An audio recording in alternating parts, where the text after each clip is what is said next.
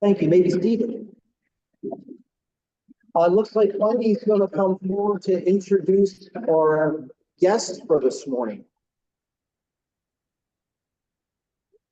Good morning. We have two guests this morning. Our first guest is on Zoom, Chris Walters. He is the son of Jim Walters and at the Abington, Philadelphia campus for Penn State, and he's the director of student success. And we also have Marilyn Wells, our speaker this morning, and she is here with us. In the back. Welcome. Thank you. Let's give a nice warm welcome to our speaker and our guest. Mr. Pete Lutz is here this morning to award our 50-50 drawing.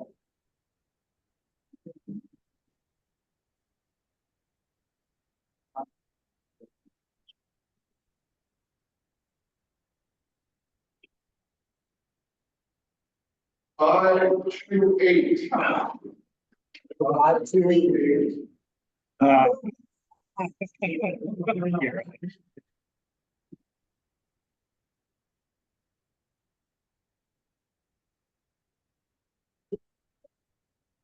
All right. Do we have any happy dollars this morning? Any happy dollars? None. Okay. I'm going to say we have a good bit of stuff to cover this morning. Any announcements that need to be made? I know Wendy has one. Wendy, why don't you come up? And then we'll go to you and Elizabeth. Thanks. We talked at the board meeting the other week. We are having trouble getting folks to do the greeter position. So I thought maybe it would be a good idea to go over what the greeter is to do and when you're up at that table. So if you are willing and able to be a greeter, we appreciate when your time comes up. If you can't, if you can find someone to fill in, I appreciate that too. Right now we have about 23 people that will be a greeter, which that means 2 people will rotate every 10 to 11 weeks. So your name will come up about once a quarter at least. So when you come in the morning, the AV team has most of this set up for you. There is a clipboard sitting at the table with instructions. If you're not sure what you're to be collecting or what you're to do, there's a tablet here to write the greeter's name or write the guest's name down. And there's also a sign telling you how much breakfast is to be, because we did raise the price in January. So if there's any questions there, you can also ask a board member, the president, whoever is currently here. But basically there's 2 greeters, one to handle the attendance on the iPad and the other one to collect the 50-50 money. And then you just keep those duties throughout the morning, do the 50-50 drawing, announce the guests, and then you're finished pretty much. And then we just put everything, your help is appreciated to put the items back in the gray box before you leave. So does anyone have any particular questions about being a greeter or what that's about? Okay, appreciate that.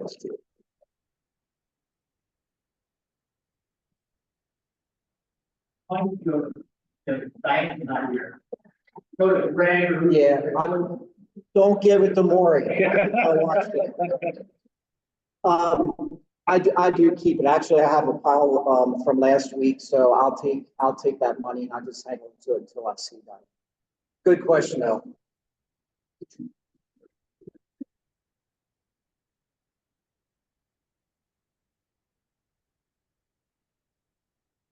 Elizabeth, did you have one?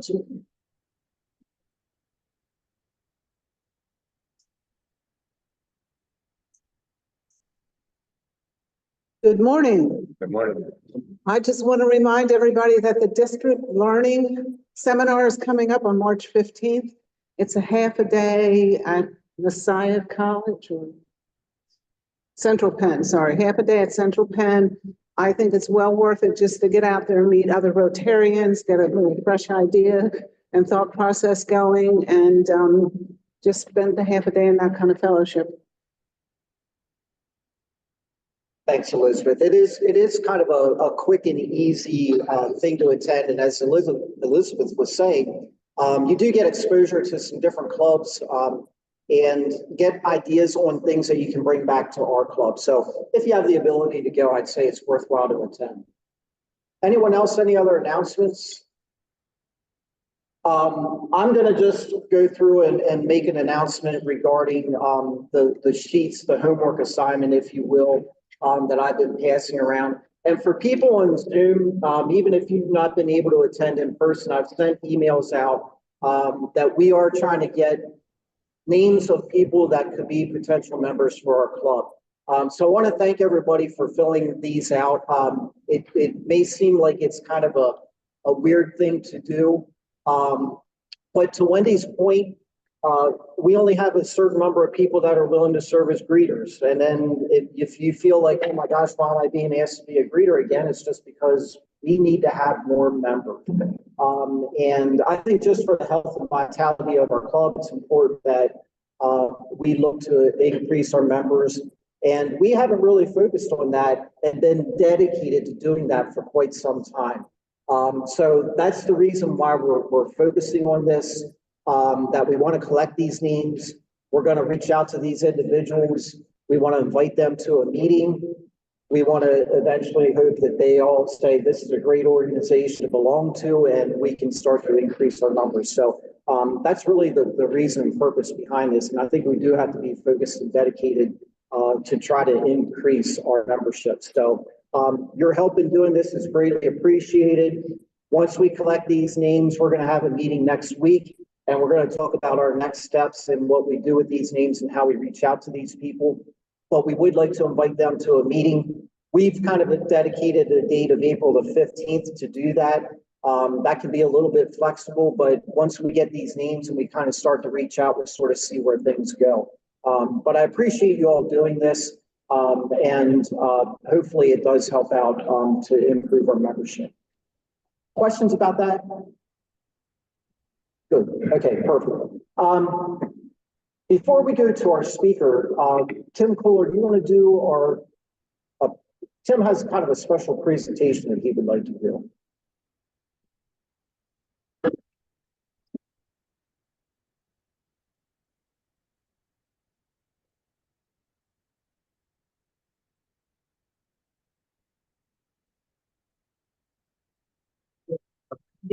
Name and Fred. Jack Brenner. Want to have the mic? Oh, yep. Gotcha. Good morning, everyone. Good morning out there in Zoom. Last October, we had our third, right? Pints for, or our second one? Our third Pints for Polio event. And we raised $7,200. So thanks, everyone, for helping us that event. Nate, Wendy, and I were on the committee. Chris is our foundation chair. So that check was written and given to the foundation 2 weeks ago. So I want to thank everyone again. So we're going to take a picture of everyone together so we can write an article and get it on the website for everyone to view. Want to move the flag?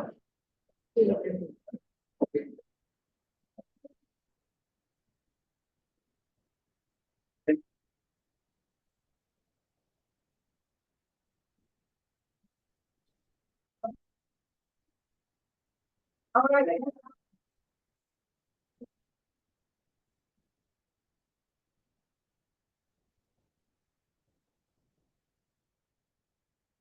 Yeah, great. I just have to say that's a great job for our third event and raising that kind of money. I mean, each year we've been in that $7,000 to $8,000 range to raise money for polio, and you know it's a great event we hold in October. And I'll just throw out the other fundraiser that we're looking to do. I know Diana isn't here this morning. But I do want to throw out a reminder that our golf outing is going to be moved up this year as far as dates are concerned to June the 17th, thank you. So we're going to hold it a lot earlier than what we did in the past, and big part of the reason behind doing that is so that it doesn't compete for our Pints for Polio event, which takes place in October. So we want to give a little bit of a span between those two fundraising events. So believe it or not, it's only 17 degrees out this morning, but before we know it, it's going to be nice and warm and people will be out golfing. So keep that in mind.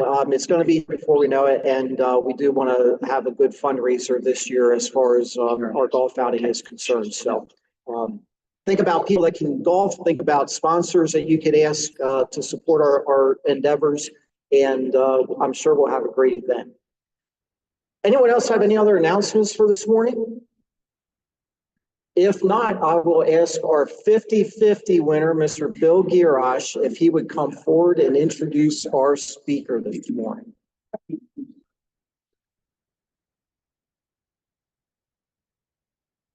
Good morning, everybody. As our practice is now, I want to let you know who's going to be here next week, because if we wait till after this week's speaker, nobody's going to be paying attention because they're going to be focused on what she talked about. So next week, Jim Finnegan, who is special agent with the Chessie Freight Railroad system throughout the East. He is going to talk about theft of goods from railroads, safety, all these different issues. Jim was recommended by Maury, and so Maury was doing, we have this business of recruiting new members. We also have the need to find new interesting programs, and Maury is very helpful in that regard. Thank you, Maury. This week, our speaker is the regional chancellor for Penn State campuses in Brandywine, York, and Palo Alto. Maryland J. Wells has a PhD in, I thought this was especially appropriate in, well, it's actually statistics is the phrase used, but it's broader than that. And if ever there is a field where you need knowledge of statistics in order to try to put together all of the different elements of running large educational systems, it is statistics. She has a very extensive resume with an amazing amount of success at the Brandywine campus, where she started her involvement with Penn State, only came over to this regional concept last summer. So she's new to the job, but based on what she did at Brandywine, there is no doubt that it will be a huge success. I could actually spend the rest of her time telling you about all these other things that she's done, but she will work them in here as we go along. Dr. Wells.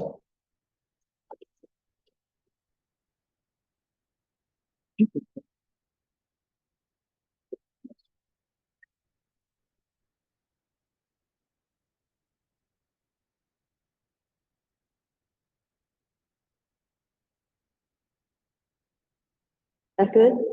Okay.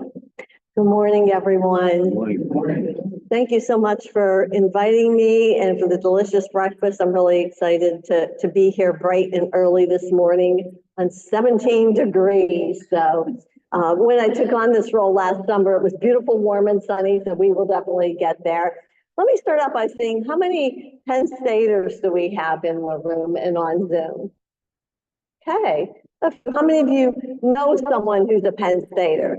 Okay, now we see all hands go up. So, well, I'm excited to tell you about some of the latest things at York, as well as some of the things that are occurring across Penn State. And let me start off by saying, if you've not been to the campus of Penn State York ever or recently, consider this a personal invitation. The facilities we have there are just amazing. A few of them you can see are Rosie's, Rosie's Cafe, where students have lunch, and many of our other campus visitors and so forth. that was a warm day last fall when there was a big festival outside where students were exploring clubs and things. But we have many, many beautiful places on the campus that I'll tell you a little bit more about. See if I can push the right arrow here. Is it turned on? There's a small tops. There we go. Okay. Oh, that's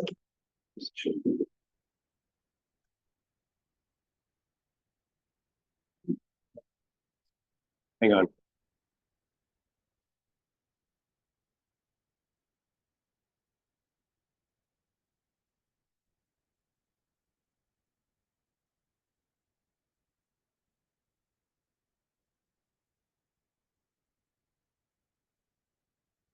Vermonter. That dear old state.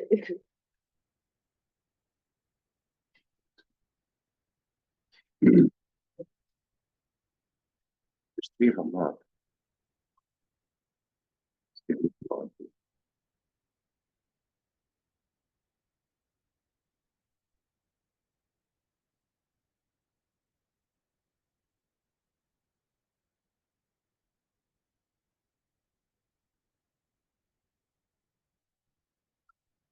Right, right now. See if you can advance it now.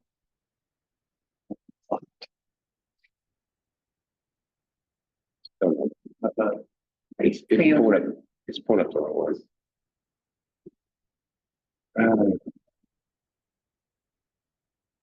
one. Just click it on.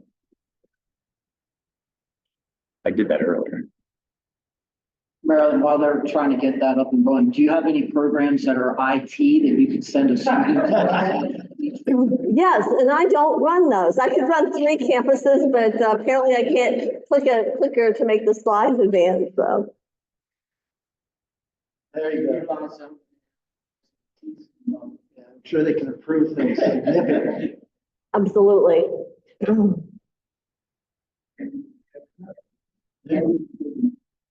We can give them free breakfast.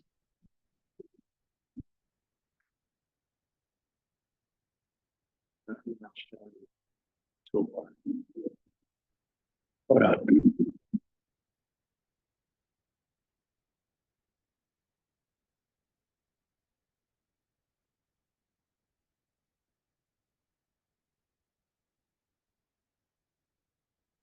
We can just go through it that way if that works.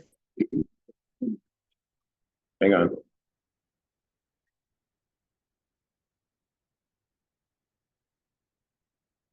I try it now. Okay, we got that.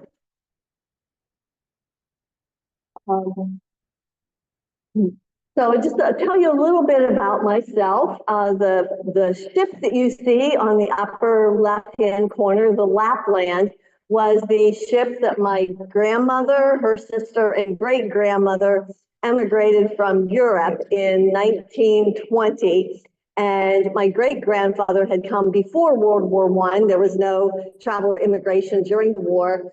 And immigrants always go to the parts of the country where there are jobs, and they and many people from their village and communities in Europe and went to Pittsburgh, which is where I was born and raised and grew up. My mom and dad graduated high school in the height of World War II, but they dreamed that someday their children would go to college, and that was drilled into us from a very young age.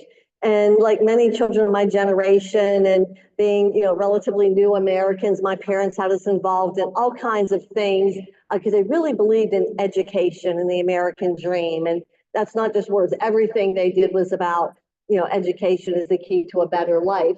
And my brother went to Pitt, and I was going to go anywhere but Pitt because I didn't want my older brother watching over me. So I chose Indiana University of Pennsylvania.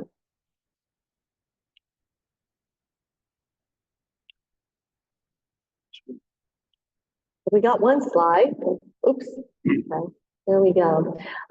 So I went to Indiana University, Pennsylvania. I majored in something that you won't see anymore, home economics education, but it was a very practical degree, and many of the skills I use today I learned as an undergraduate degree. I worked for several years with the Howard Johnson Company as a general manager. Loved that. Was working like 80 hours a week and getting Tuesdays off, and I'm like young and single. And all I wanted to do on those Tuesday mornings was sleep. So I'm like, maybe that grad school thing wasn't such a bad idea to think about. So I went to East Stroudsburg University to earn my master's degree, went on to get a PhD in Illinois. But some of the institutions I've been affiliated with throughout my career, and I've really been very blessed in many respects. Before I came to Penn State Brandywine in 2020, just a few weeks before the pandemic changed so much about our personal and professional lives, I had been at Minnesota State University, Mankato for 7 years. Talk about cold. I was at Hampton University for the longest part of my academic career, which is where I started out as a faculty and advanced through the faculty ranks. One of the things that's unique about me as a higher ed leader is I mentioned I started out working in private industry for the hospitality industry.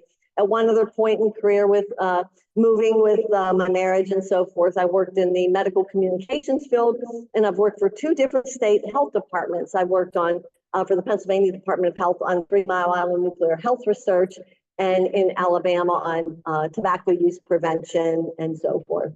But these are some of the institutions I've been affiliated with throughout my career, very different kinds of institutions. Also throughout the years, I've been very grateful that oftentimes people who are my superiors or peers encouraged me to participate in various leadership development programs and encourage and support them. They paid for those things, so those were great opportunities. One was the Educational Policy and Leadership Fellow Program, which is right here in Harrisburg. It's affiliated with the U.S. Department of Education. So those have been great experiences along the way that I've really enjoyed and benefited from. And it's something that I, as a leader, really inspire in my folks today to continually to recommend individuals for various kinds of programs to advance their careers and their growth. Also, on the upper left corner is a picture of a few years back. I have a son and a daughter, and that's Dewey, the dog that Mom gave into. In the middle is my partner, Roy, who was born and raised in upstate New York, just a few miles south of Lake Placid. He's here in Pennsylvania now. Those are my great nieces and nephews, and one of the reasons I was anxious to move back to Pennsylvania. My daughter has grown up and graduated. And my son loses personality, as you can see by the sunglasses, at his own graduation from Slippery Rock University. He now works in the trades and heating and ventilation. And my daughter is a kindergarten teacher where she went to school in Florida. And she has 21 kinders that she loves. So, to tell you a little bit about my values and my beliefs, I'll do that through some different quotes. One of my she was actually a mentee, now she's in Michigan as a provost, always said, our students tell our story. We can say so much about our institutions of higher education, who we are, what we want to be, but it's really the words of our students while they're with us and as they go on and live their lives that tell our story. And as you can see here, these are all students from Penn State York. We have some recent graduates. On the bottom left is the president of our Student Government Association. In the upper right is with our Human Development and Family Studies internship program. So our students really tell our story by the way they live their lives in the community. Another one, this is one of my idols that I look up to. Dr. Freeman Habrowski was the president of the University of Maryland, Baltimore County for like 30 years. And he said, what we do at University of Maryland, Baltimore County matters. And you can change Penn State, York matters, but we really change lives in our communities. And he said, as a university president, he needed to be just as concerned about the second graders in his community as his PhD students, really a transformational leader. Another one, Penn State, is an inflection point with many changes. And they're hard. And this one I picked up last summer and just resonated with me with all the changes. the hard thing to do and the right thing to do are almost always the same thing. When we think about the decisions we've made in our own lives, we take the easy way out. Sometimes it isn't always the best decision or the best possible decision. And again, Penn State's at a point in great change. And I use this one with our campus communities that, yes, we're smart, we're intelligent, we think we're higher ed nerds, but it's those that are most responsive to change. And this one really epitomizes a lot about my personality and leadership. Well-behaved women rarely make history. And that quote has been interpreted in a lot of different ways. One is that women do a lot of things, but history's just not recorded them. The other one is if you're at the time the quote was written, if you're too polite, you're too demure, you're not going to rattle the cages or be bold enough to make the changes. And I need to follow rules, but I'll change the rule if I don't like it or work to change the rule, and I'll go right up to the edge of it. So I was always the gutsy kid. I was the younger sister. My mother would get me to do things to get my older brother to do them. So those are just a little bit of things about me and my values and my beliefs that I bring to serving as Chancellor of Penn State York. And so a little bit about Penn State York. Penn State is, you read in the media, going through many big changes. Higher ed, the landscape is changing dramatically. We're long past the baby boom. States are funding higher education at lower rates than they ever have. Pennsylvania ranks 49th out of 50 in the funding that they provide to higher education. We have a lot of demographic shifts. All of our campuses in higher ed, there's fewer students today. Fewer students are going to college. They're entering the workforce. And so we've had a lot of shifts at all of our campuses. To respond to some of these changes last summer, Penn State offered a voluntary separation incentive program. You can see we had robust participation here at York, moving through some matrix organizational, but just a whole lot of changes going on. And you can see there that it's the, in the Southeast region here, we're serving as the regional chancellor for 3 of the campuses. Still remain 3 distinct campuses, but just looking at a coordinated leadership structure. So as a part of our redefining ourselves as the Commonwealth campuses, our Vice President for Commonwealth campuses, Margot Deli Carpini, launched this Future State initiative. It really had 2 goals. For a long time, and even as a colleague, I knew where the other campuses were. I knew my colleagues, we got on, but really didn't know a lot about each other's campus. And we can't, as President Bendaputi says, we can do anything, but we can't do everything. And so looking at the campuses, where are we really excellent and want to invest in that? And where are things we picked up along the way that maybe we need to set aside so that we can invest in our growth areas? So that's what this initiative is all about. So Penn State York has been vociferously participating in this, and some of the themes that came out from this initiative are degrees, prepare students for careers and graduate professional school. These are 5 main areas where we offer bachelor's degrees: business, biology, human development, engineering, and yes, information technology. I might need to sign up for some of those courses so I can advance my clicker. Penn State York has, I'm just so blown away by the number of programs that we do for youth in our community that come to campus or that we're involved with. And we also have the Osher Lifelong Learning Institute. And as I mentioned, of the 3 campuses, York has fantastic facilities in many different areas. So one question I know that was at our breakfast table, these are the areas where Penn State York offers bachelor's degrees in all of these areas. And then we also offer associate degrees, which in today's, today's climate, as I said, fewer students are going to college. They're concerned about student debt. The associate degree, students can come in if they've earned some college credit in high school, graduate in 2 years with less time, less debt, and enter some very high demand careers in this area, as well as ones that really provide a sustainable wage for a family. We also offer the coursework that students can begin their education and then go to any one of Penn State's 24 campuses. So our BS in biology program, our graduates were extraordinarily successful. These are two of our students who were doing research in California last summer. 40% enter careers in their field. 1 out of 3 goes to med school, veterinary school, PT school, pharmacy school. That's a statistic that even some of your most elite private schools would die for. And we need to tell our stories in new and different ways. So we just don't have biology. We have biology, and our students and our faculty are phenomenal. Our business program is definitely an eminent area of campus. Our future business leaders chapter, and I've heard some conversation about junior achievement. Our students they go to the national competition, and last year our students came away with 16 awards. One of the students in that picture didn't speak English 5 years ago. Several had never been on a plane. And they weren't just from business majors, they were from other majors. And they won prizes in categories such as entrepreneurship, emerging business issues, marketing, accounting. Really, really great. So that's another area of distinction for this campus. Our Osher Lifelong Learning Institute, there's only 124 in the nation. At Penn State York, we have nearly 900 members. And individuals pay a fee to be a part of OLLI. They're not considered students, but members.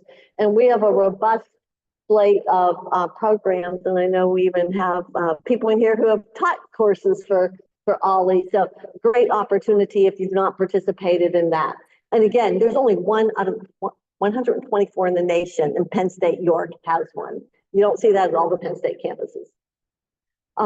Again, these are just a snapshot of some of our facilities. Our Hulo Center for the Performing Arts is celebrating its 20th season this year. Our Graham Center for Innovation and Collaboration.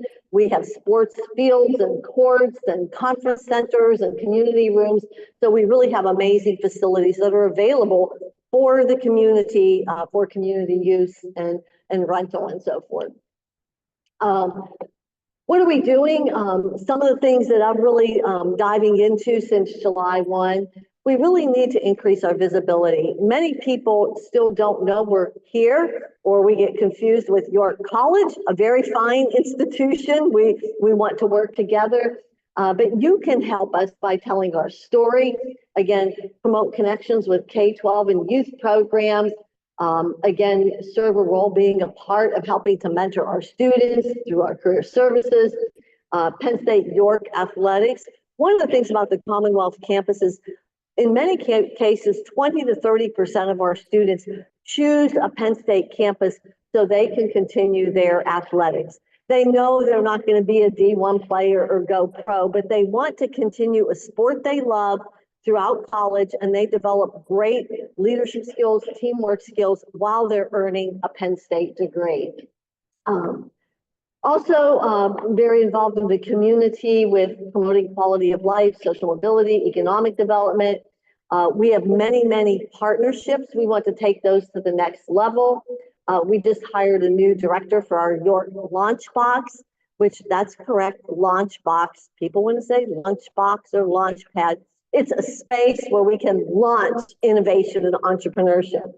So our full-time director just started at the beginning of January. We also, as a diverse campus, we're committed to advancing diversity, equity, and inclusion. We want to celebrate individual uniquenesses. That's part of the higher education experience. And for those of you who went to college, that's what it's a lot about. You learn about people different from yourself, different cultures, about the world we live in. We're navigating the federal executive orders and what they mean and what they do not mean, but Penn State remains committed to serving our community, and our student body is also very diverse in many respects. We have a Center for Inclusive Leadership, had a phenomenal program that Ophelia Chambliss led about women in the glass ceiling. We still have a lot of pay disparities in this country, and that was another phenomenal program we did. Penn State as an institution, with our new president, President Bendaputi, is really the 4 major goals for the university. Educating students is our number one priority. We are a higher education institution. We exist for our students. And so recruiting students, helping students to continue and progress onto their degree, graduate and be successful. We are a land grant research institution and want to continue in that regard. Again, diversity, equity, inclusion, and belonging, and increasing our land grant impact in the communities in which we're located. So everything we do at York, as well as at Mondelto and Brandywine and all the campuses, lines up to those goals. And then I thought this was fun. It was just, President Bendapudi had it along with her Christmas greeting, and just kind of one of the word graphics about what we represent. And you can see students in big letters, many places in there. And that's really what we are about, is serving our students right here. So some of the ways that we are increasingly involved, we're going to be present in the York St. Patrick's Day Parade. Many of our students will be on a float and wearing green shirts. Would love to see you come out. Our York baseball team plays in Wellspan Park, and we have a partnership with the York Revolution.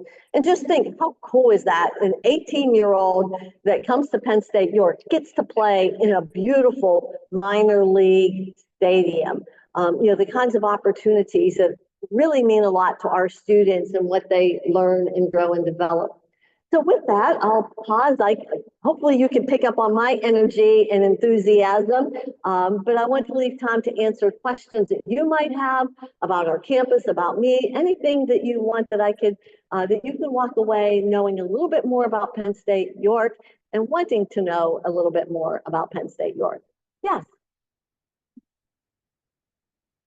Would you repeat the question for a second, please? The question was, what is a land grant project?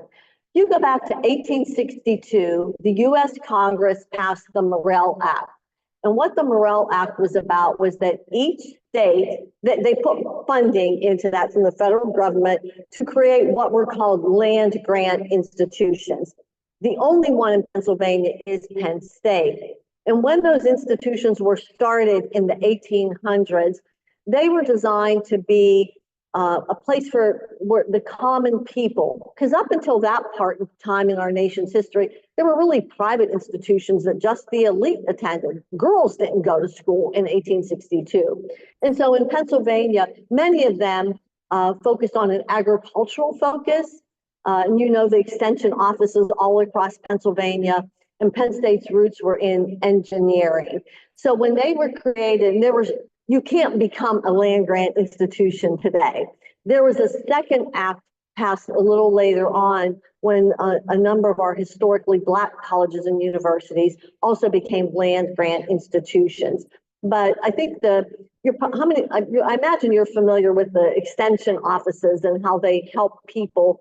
That's what we mean by land grant. They were created by the giving of the land and the funding to create these institutions, which another type of institution would be a normal school. And many of your Shippensburgs and Millersville, all of those were designed to prepare teachers at their time. So that's what land grant means. And they're by and large, you think Ohio State, Michigan State, Alabama, Virginia Tech. There's some of your largest institutions that really have a research focus, while they also educate undergraduate students.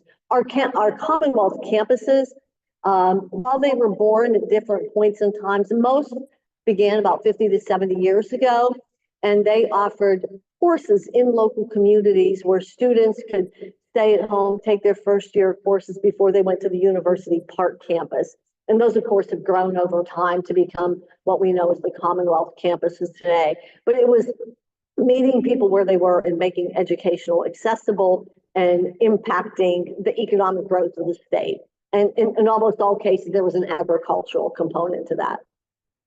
Yes.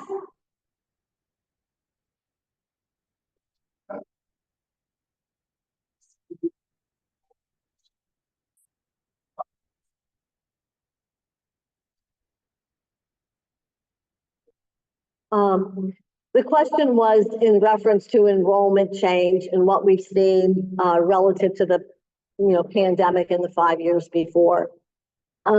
As I shared earlier, enrollment at college and universities nationwide is far less than when it was when probably we went to college. I would imagine many of us went to college during the height of the baby boom era when, schools were being, and same thing for elementary schools. So one, there's fewer 18-year-olds today than there ever were in our recent history as a nation, and fewer of them are going to college. They're choosing, you can go to Chick-fil-A and work $17 an hour, and that's quite appealing to students versus going to college and taking on some debt.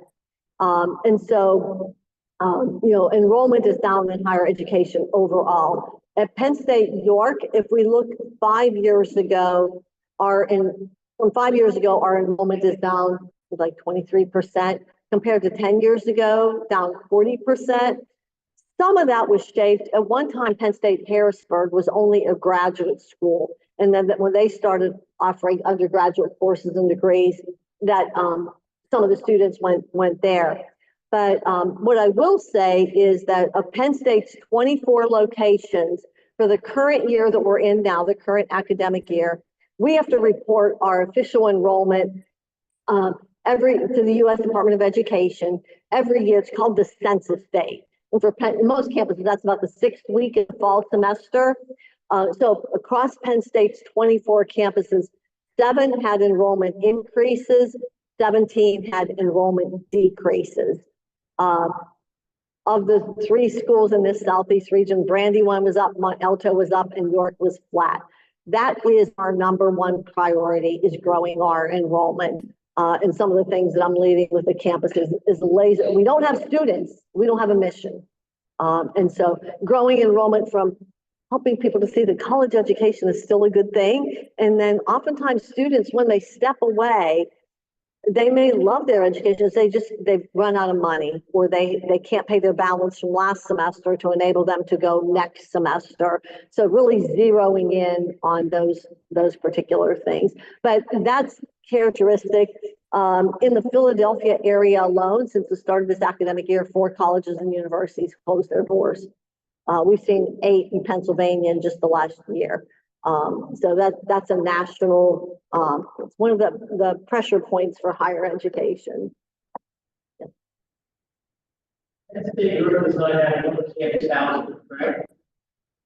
The question was, does Penn State York have campus housing?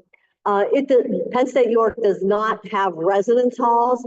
There's some apartments near campus where students live, but that's an area for focus. Building residence halls, to make housing available to students, residence halls are one option, but we're looking for some public-private partnerships that would enable our students to have good quality, affordable housing for students, as well as to help the region economically with creation of new housing. That is one strategy to growth for York. We have a lot of students interested from the Baltimore and DC areas. Penn State has a scholarship program. We call it the Discover Award, but the full name is Discover Penn State. And from students from contiguous states, they can receive this Discover Scholarship that more or less makes their tuition close to the in-state rate. So if that's something that some of you have an interest in or think you could help with, I'd be very interested in having a conversation as exploring how we can develop some partnerships for students that, again, that are affordable, good quality, and so forth. Great questions. Are there questions on Zoom? I always want to be attentive to our Zoom audiences as well. Can you speak up a little bit about that person's connection to Penn State system? Abington is one of our 24 Commonwealth campuses. If Philadelphia were clock, Brandywine's at 7, Abington's at 1. And we collaborate with them too. So my colleague at Abington, I certainly welcome any conversation. Chris, do you want to unmute and have any comments? Good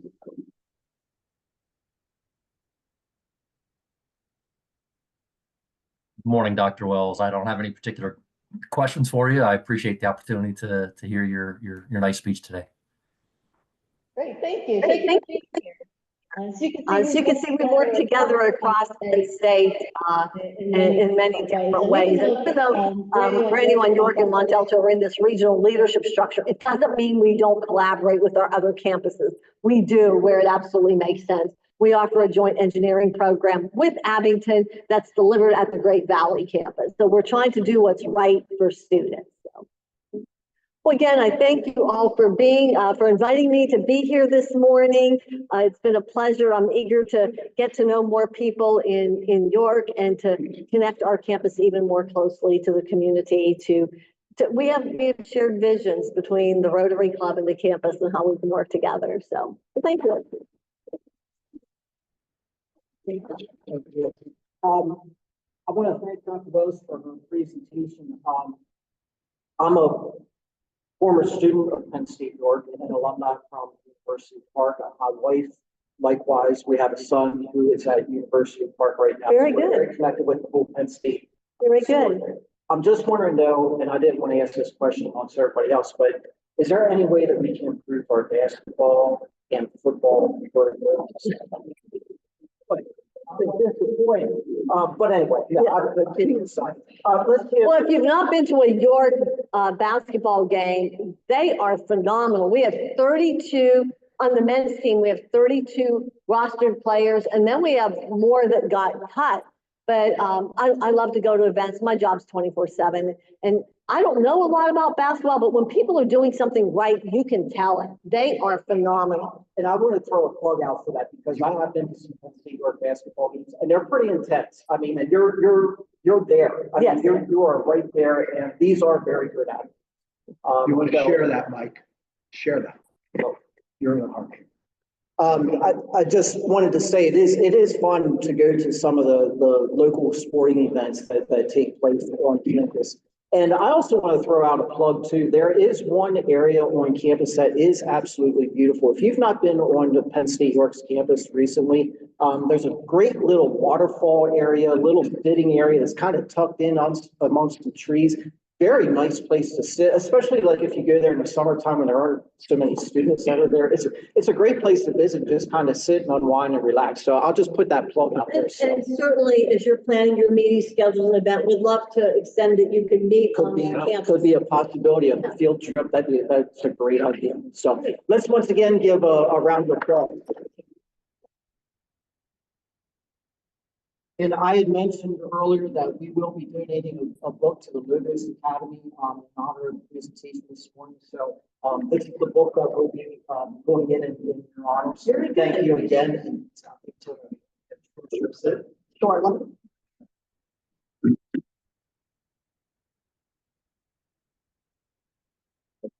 Thank you. Thank you. Thank you. I saw, as I was walking around, I saw that people have their sheets completed. You can, if you gather them up, get them to Deb, and we'll make sure we're keeping a spreadsheet of all the names that are collected. So if you can get those to Deb, she'll continue to compile that. Thank you again for helping out and assisting with that. And with that, I hope that everybody has a great week. Stay warm. We will have some warmer temps coming in the near future. So have a great week, everyone.